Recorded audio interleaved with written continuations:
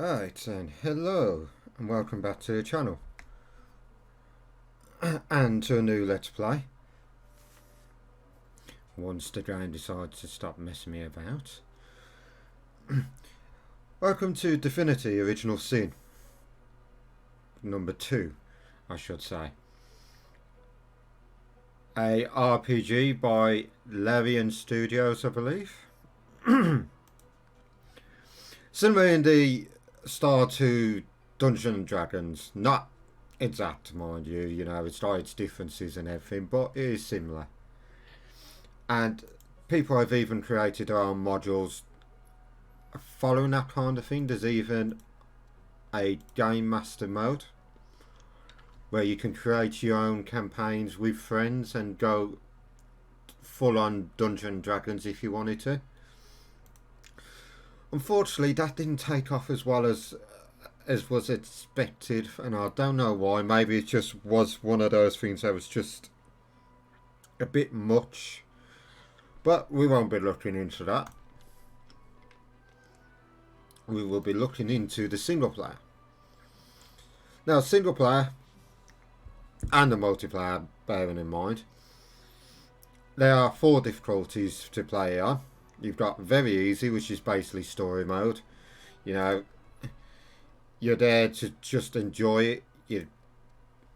That's about it, really. There's not really much challenge. Explore mode is a step up from that. It's fair with you. It's not too hard, but it will still present a little bit of a challenge. Classic mode's how the game really should be played. That is your normal. And then you got Tactician Mode, which has 2 different types. You have regular mode, which is your standard hard mode. The AI is a lot smarter. They will use like environmental props as well as elemental props against you. So for instance, they will use fire and poison against you and stuff like that. And then you've got honor mode, which is basically... Actually, before I carry on, there's something I do need to do. Honor mode is basically your team has 1 life. There is no reload, there is none of that. If you die, you die. You're back to the start. And that's about it. You wipes your save, you lose everything. So you could be right at the end of the game and bang, game over. Let me just adjust the output for the audio on the... There we go. So, we'll be playing on classic mode for this. And this episode is basically just going to be about character creation, explaining all the different traits and abilities, the civic points, your races, your classes, and any little extra bits and bobs, gimmicks and stuff that are involved with the character creation and how they affect gameplay. So to start off with, you've got 6 pre-made characters. You've got the Red Prince, Sabil, Ifan Ben Mezd, Beast, Losa and Fane. And they are all... They're your customs, you don't need to worry about them for the moment. And they are all basically... Originally, this is what you had. You didn't have a custom character to create and everything. You started off when the game originally came out with one of these 5 characters to start with, because Fane was never originally in it. The Undead were introduced later on, I believe. So...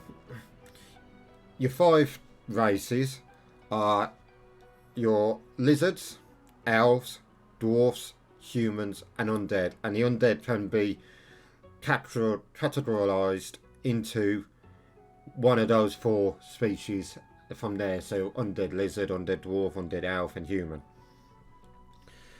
And they have their own traits as well. So like...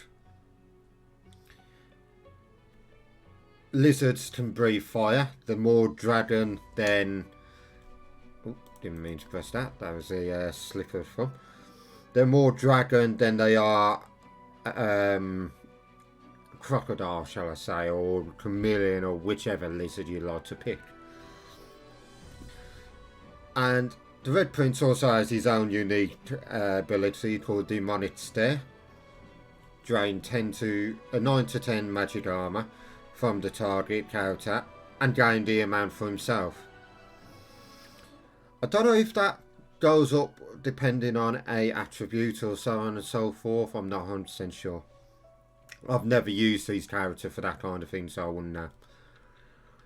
And the talents for the lizards are your Sophisticated, which gives you 10% fire resistance and poison resistance, and Spell Zone, which gives you Persuasion. So they've got an extra point in Persuasion to start off with.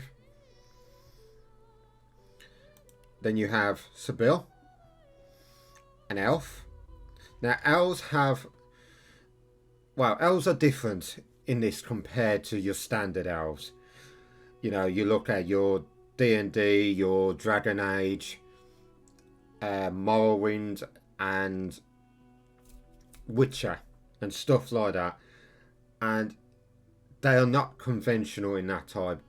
Elves in this lore are cannibalistic, and they actually gain memories from eating the flesh of the dead, and skills as well as healing. So Sibyl, as being an elf, has flesh sacrifice, which gains a 1 action point, which is used in combat, and a 10% damage boost for 2 turns at the cost of Constitution, of 1 Constitution. Any action points over your maximum are lost. So if you're playing on Lone Wolf mode, which I'll explain a bit more later, and you do something, like say you've preserved some by waiting, you'll lose that point.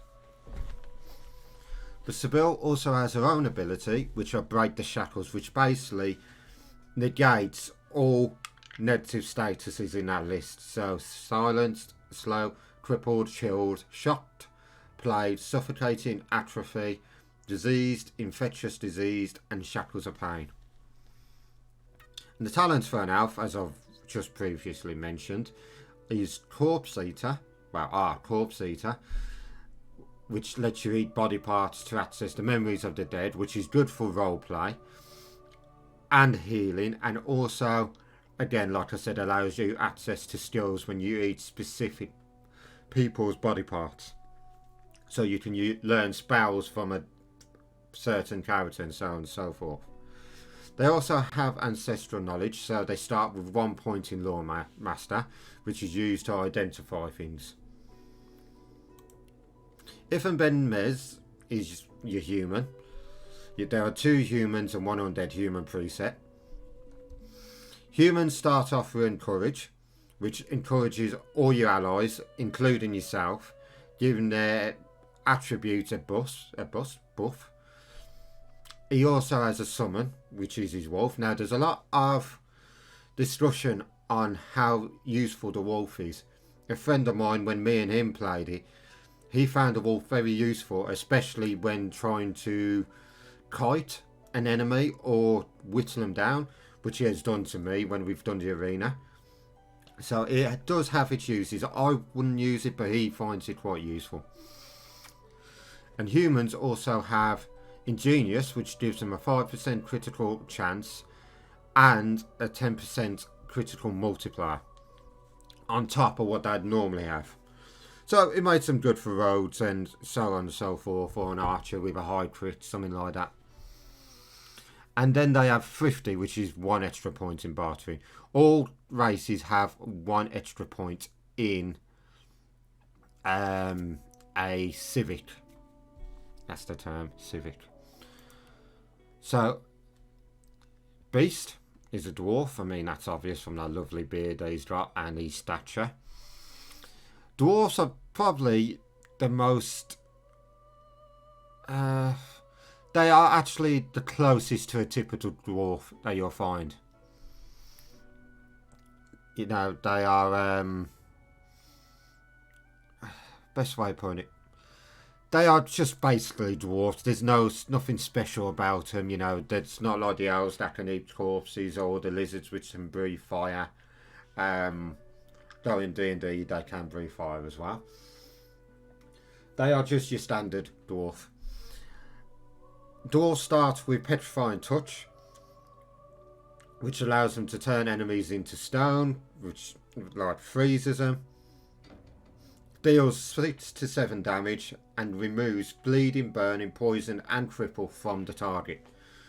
But it can be resisted by magical armor. Now there's two different types of armor. Magical armor, which is used to defend against magic attacks. Physical armor, which is used to defend against physical attacks. And there are different types of armor that boost those armors. So like mage armor boosts your magical armor, of course. Warrior armor boosts your physical armor, and then you have the finesse like rogue archer type armor, which is a balance. But beast also gets blinding squall. A storm approaches and strong winds rise. Sorry, I'm just chewing on a mint at the moment at the same time. They blind and deal 8 to 9 damage to enemies in the target area. Air damage, shall I say.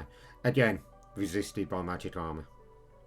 Now, dwarves get sturdy, which is 10% maximum vitality and plus 5% dodging.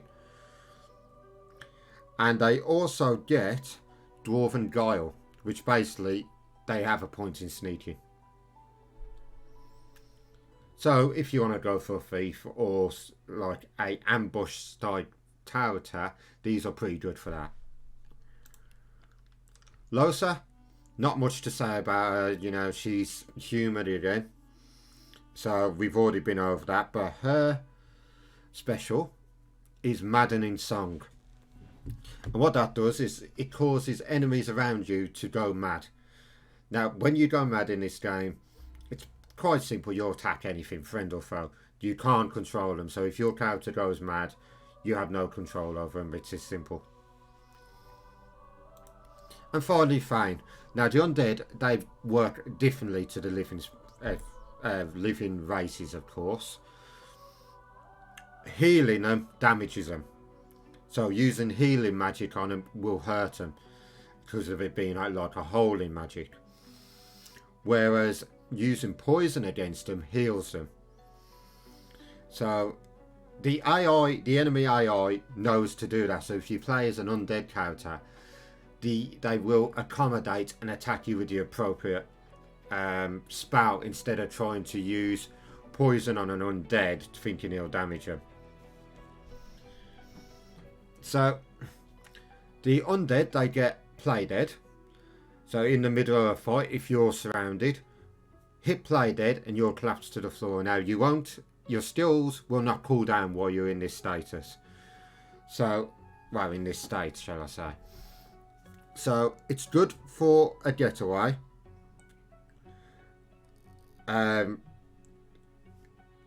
If say like you're playing as a mage and they get too close, it's a good way for you to take the aggro off you and bring you back onto say the tank, giving you time to move the tank into position.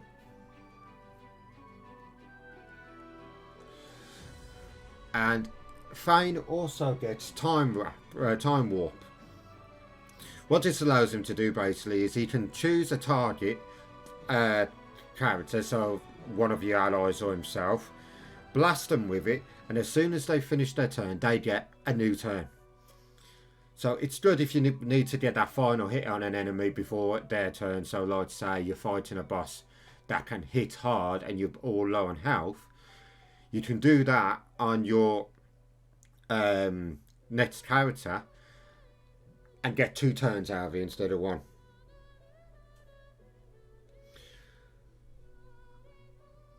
The undead, as I've already said, heal from poison but take damage from regular healing. This includes potions as well. If you use a healing potion, it will damage you.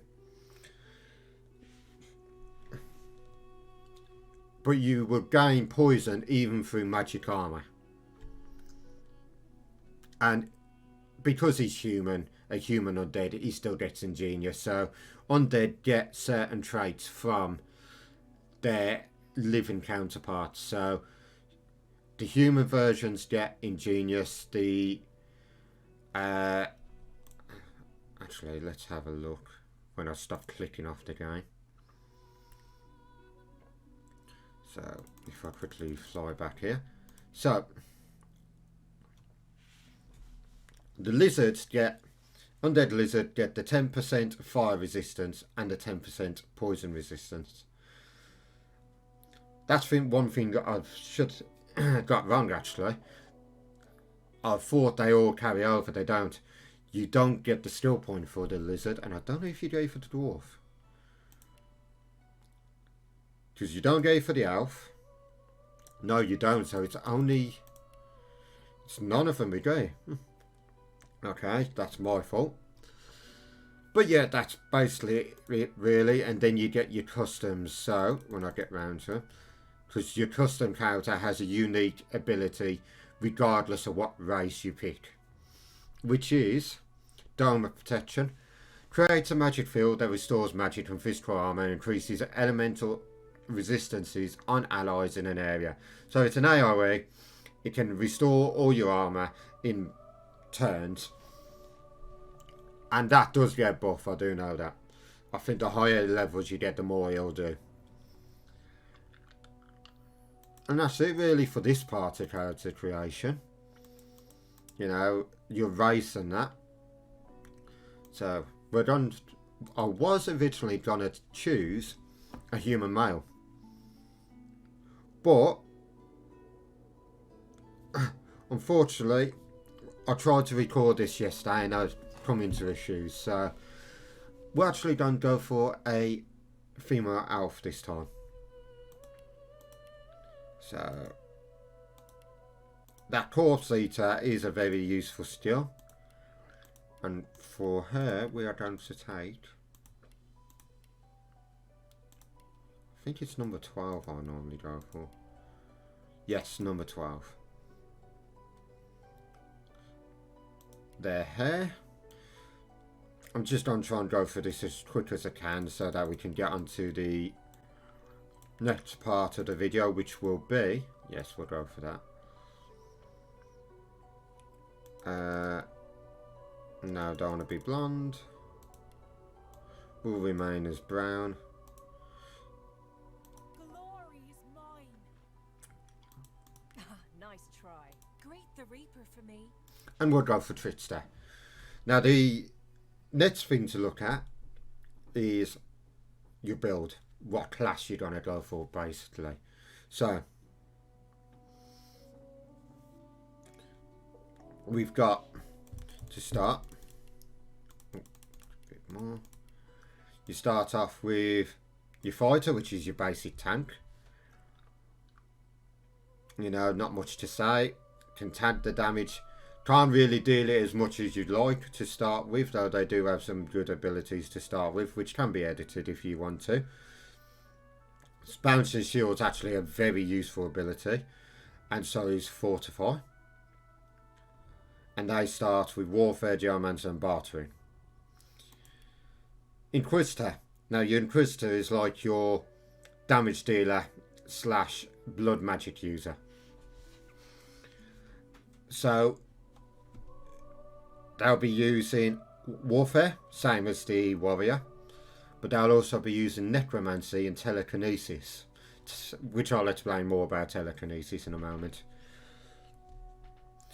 Necromancy is basically blood magic, like I've just said, but it can be used to heal as well as damage and debuff. And also, Undead benefit from Necromancy quite a lot, because able to absorb the blood into them. It's not classed as a holy spell. You got your Knight, which is again your damage is pure damage, no magic involved, it's your pure physical damage, and the aim of them is just to rush in and do as much damage as they can. Now your Metamorph is a unique one, and each type of build, I'd say, because you've got generic, not so much generic, you've got 3 of each type. So you've got like your Metamorph, and the Metamorph, the way they work is they are more like a shapeshifter. They can change how their bodies work. So for instance, Tentacle Lash, you'll just lash out and you'll hit them with a tentacle out your arm. Or you'll sprout horns out your head and rush them. Or you can turn the enemy into a chicken, which is always fun. Again, my friend, he had a build where he would use chicken claw on him, and then rupture tendons, which is a road skill, a scoundrel skill, and then because the AI would automatically make the enemy run around, they would bleed out from the rupture tendons. Quite powerful. Bit of a cheesy move, not my way of playing, but there you go. Now you got your ranger, your standard finesse build, and they use pyromancy, pyrokinetic. Rogue, this is just your standard rogue, no like nothing involved, it's just pure dual wielding, daggers, stealth, that kind of thing. Then your Shadow Blade, and your Shadow Blade is the finesse version of the Polymorph. So you've got Backstab, is it? Backlash, Chameleon, pretty standard, you know, you can turn invisible. And then finally, again, Chicken Claw. And they have Thievery, so they can pickpocket. And Thievery, I will explain a bit more about later. Then you got Wayfarer, which is like a hybrid. It's more focused on using arrows and debuffing, because with this you get special arrows, like elemental arrows or debuff arrows. Sorry, one moment, I've got an itch on my ear. That you use as an item when using a bow or a crossbow. And there are perks that allow you to recover them, you know, at a RNG. You got the Witch, which is like a Blood Mage finesse build. And then you're straight onto your magic build. So you've got your Wizard, your Battle Mage. Battle Mage is like a physical build with some magic. So for this they're using Aerophurge. Your Cleric, which is basically a healer. They use both Hydro and Necro. Hydro is basically your healing and ice magic. Your Summoner, they use Summoning. The Summoning can be a bit overpowered in this game. Especially if you go Lone Wolf and both use Summoners. It is quite overpowered, but not as fun in my, like, as far as I'm concerned. And then you got your final class, which is like your healer buffer, debuff kind of character, which is your Enchanter. And they're pretty good for backline kind of thing. You know, you can cause rain and then freeze it, and the enemy will have to try and cross over the ice. Or you can go down the healing route and go for a healing mage, or you can go for a more offensive. The Enchanter is quite a versatile one, depending on what you need. But they also do have some offensive skills, like I say, with the Aerophurge, which goes very well with Hydro because of electric and water. It's very dangerous. But for this, we're going to go for a ranger. Just a standard elf ranger.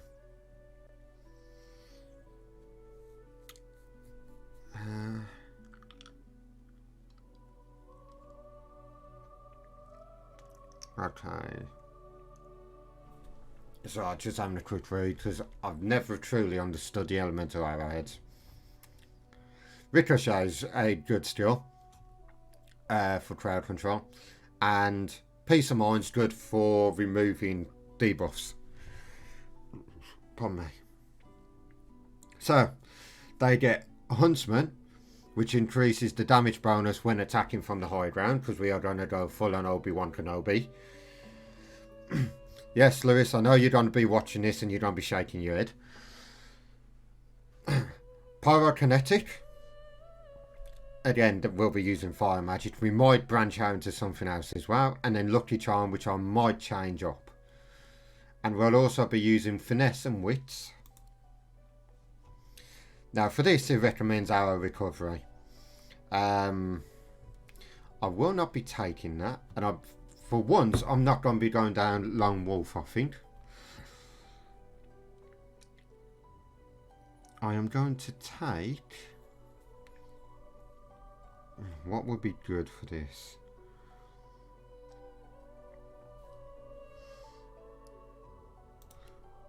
Would I take Gut Goose to start with? Because being able to move out of range of your enemy's attacks is essential. But your talents, basically, I should explain this actually, your talents are things that you can pick up every several levels. Lewis will remind me of it when I speak to him next.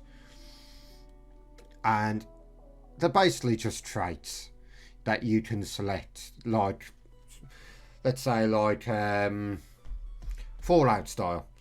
When you level up, you can pick a trait and stuff like that. Except, again, like I said, this is several levels.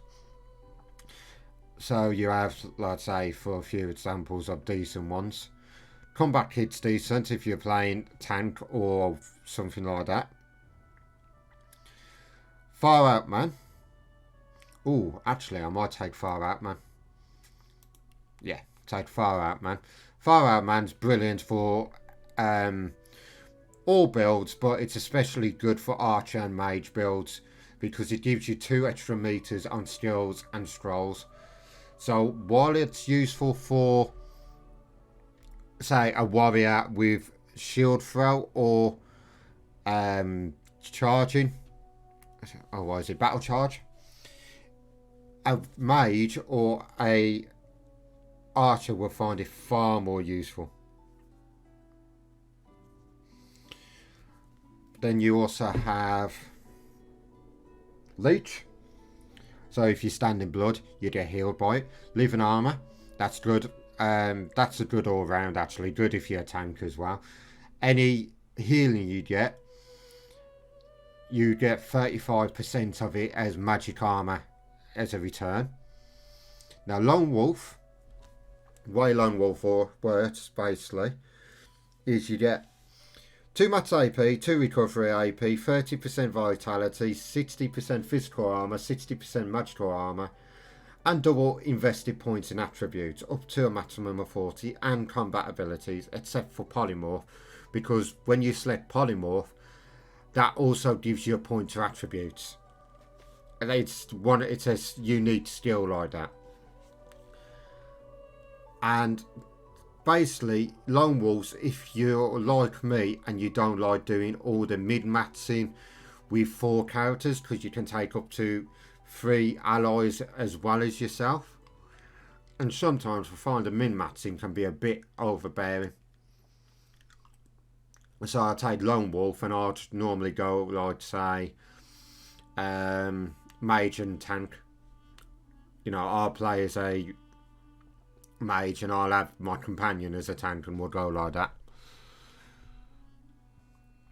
And then Glass Cannon is like the opposite, like another version, shall I say, of Lone Wolf, but you can take it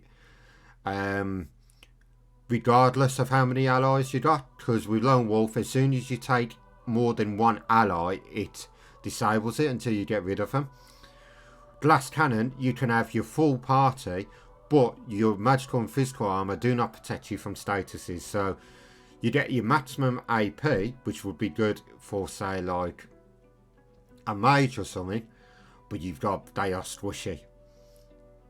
If they can get hit by all sorts of statuses. But yeah, for this we'll be going for Fireman. And then I'll probably take Duck Duck Deuce on the next one, which is level 3. Next are your tags. Now, your tags are both for roleplay and for... they do have an actual use in game. It's not just like, oh, my character's a barbarian and an outlaw, so that's what, that's how I'm going to play him. You can actually use them in conversations. They unlock new conversations, or you can complete quests without having to do certain steps. Like there's one quest that requires you to have both Mystic and Scholar on a single character. If you want to move ahead in the quest without having to do all the footwork.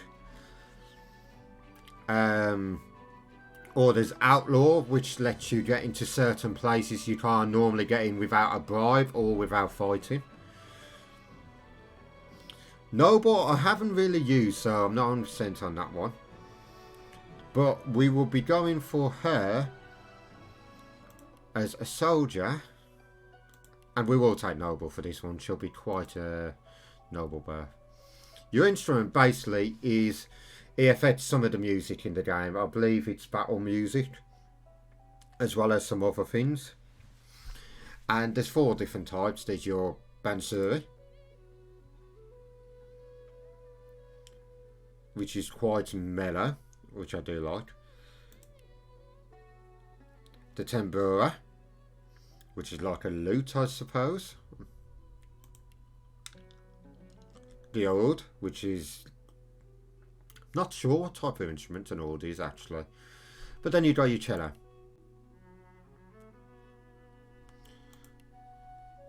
But we're going for the Bansuri for this character. And before we finish up with character customization, I just want to go for the attributes and abilities. So you got your strength, which is your ability to do damage and use strength-based weapons and skills, as well as how much you can lift and carry, because you are able to lift when you've got high strength some amazing stuff. Like you could put an entire crate with all its contents in your backpack once you're high enough. Finesse affects your finesse-based weapons and skills, and also what finesse armor you can wear. Intelligence, so your intelligence basically for your magic and your magic armor. Constitution determines how much vitality you have, and it also affects the type of shields you can carry. Memory is how many skill slots you have, so memory can be quite important depending on like what kind of build you want to take and whatnot. I mean, normally I have memory quite high, again because I'm playing as with 2 characters instead of 4. And then you got your wits, and your wits are used to detect traps, your initiative in combat, your critical chance, and your ability to find hidden treasures and pathways. Next we got your skills. So warfare affects all physical damage, including with your bow, with I believe it does affect staves as well, but I'm not 100%. Then you got Huntsman, which, as I've already explained, your high ground damage. Scoundrel increases your speed modifier, your movement speed, sorry, and boosts your critical modifier. So your movement speed basically is how far you can move before you use an AP or an action point. So the higher your movement speed, the less AP you will use by moving. I mean, there is one perk or trait that you can get called the Pawn, which allows you 1 free AP's worth of movement. Pyrokinetic, your fire magic. Hydrosophis, water and healing. Aerophurge, lightning. Well, I say lightning, wind and lightning. There are spells in this that can affect your movement speed as well. Geomancer, poison and earth. So you can throw boulders at people, stuff like that. Necromancy, blood magic, summoning grotesque beasts, stuff like that. There's not many necromancer summons, to be fair. And then summoning, which allows you to summon totems or champion incarnate when you get to a high enough level and stuff like that. Then you got your civic abilities or your civil abilities. So you got your craftsmanship ones, which are telekinesis and lore master, which I've already got points in because I'm an elf. Next you got your nasty deeds, which are your sneaking and your thievery. And then your last one are your personality, which is Bartering, Persuasion and Lucky Charm. Bartering and Persuasion are self-explanatory. Bartering is just how much you can... how much money you get from buying and selling. So you spend less buying, get more selling. Persuasion. Now your persuasion is basically, you know, how easily you can convince people to come around to your way of thinking. And it also, like I said earlier, there are tags that come into conversations, including finesse, like your combat abilities. No, not combat abilities, sorry, your attributes. So the higher your, I think it's for every 2 attribute points in a specific attribute, when you use that attribute in a persuasion check, it adds 1 point onto your persuasion. I think that's how it works. I've read it somewhere, but I can't remember where. And then you got a Lucky Charm. Lucky Charm's your likelihood of finding things in boxes and whatever. The higher it is, the more likely you're to find something good, basically. Money, a decent weapon or armour, stuff like that. Oh, and Polymorph, which I'll just scroll down and sort. So Polymorph,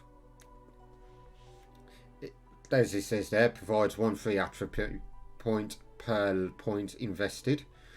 Now, next you've got your weapons. So you got your single-handed. You do more damage with a single-handed weapon and you're more accurate. And that also counts if you're carrying a shield. It's two-handed. So your two-handed is like your battle axes, your staves, your spears, your two-handed swords, maces, hammers. Range, obvious, you know, your crossbows and your bows. And then dual wielding, so like if you're dual wielding wands or you're dual wielding like daggers or axes or swords, you get the 1% dodging and 5% damage.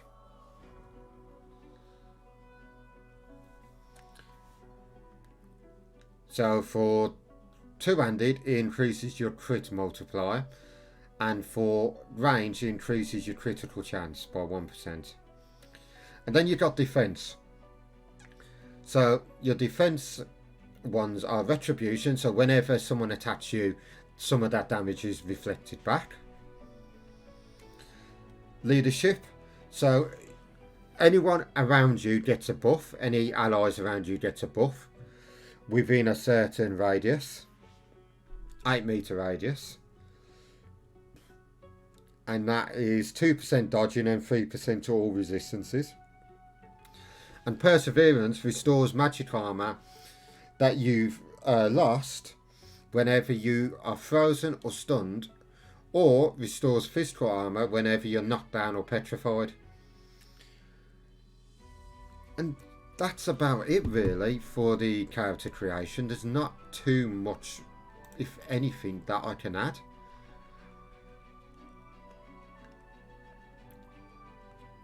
No, that's it. So I'm going to think of a character name, and then in the next episode we'll be starting from the beginning. So for now, thank you very much, and I hope to see you soon. Goodbye.